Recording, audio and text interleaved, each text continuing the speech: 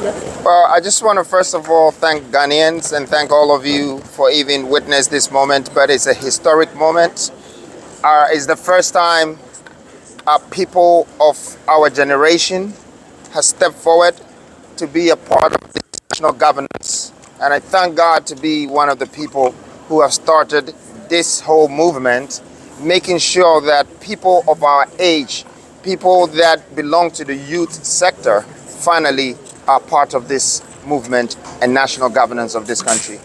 How's the campaign going? What's the feedback on the ground? The campaign is good, and I must say that Ghanaians have been very much embracing. I am proud to be a Ghanaian, and I feel good to stand for the people of this nation.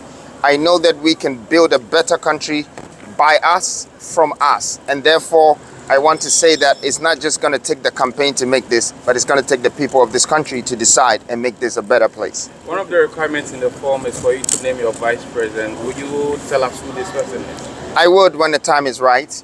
Like you always know, we unveil. So don't worry. Keep waiting. When the mask comes off, you will see that one. Thank you very much. Thank you. Thank you.